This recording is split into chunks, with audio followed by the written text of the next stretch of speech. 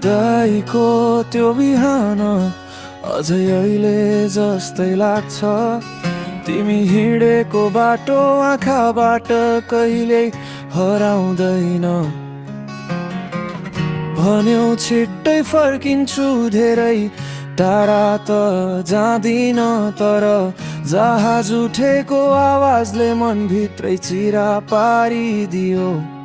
त्यस दिनदेखि म एउटै कोठा एउटै यादसँग, तिम्रो फोटो हेरेरै जीवित भएर बसेको छु म। दिन त बित्छ तर मनले तिमीलाई भुल्दैन। साना कुराले पनि अचानक तिम्रो सम्झना उठ्छ। तिमी विदेश म नेपाल, दूरीले नै बोल्छ। बोल्दा त नजिकै जस्तो, तर छोएन तिम्रो हात। एउटै सपना बोकेका दुई मान्छे टाढा परेपछि मनले पनि कसरी सहजै बाँच्नु र। तिमी टाढा जाँदा माया कम होला जस्तो लाग्थ्यो, तर टाढिँदै जाँदा तिम्रो याद अझै गहिरिँदै गइरहेछ।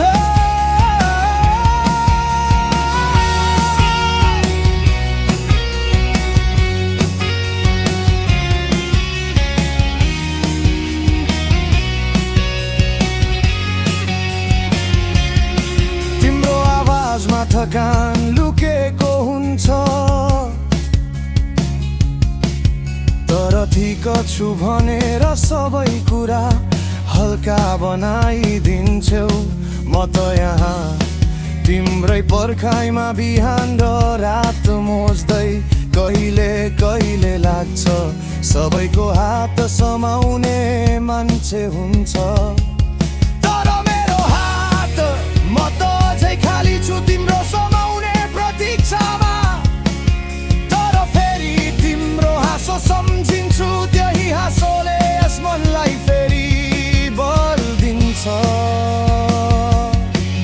कति महिना बिते, कति रात हराए, कति पर्खाइ मनमै राखेर भित्र भित्रै डराए। तर सपनाको घर हामी दुबईको, तिमी फर्कने विश्वासले नै म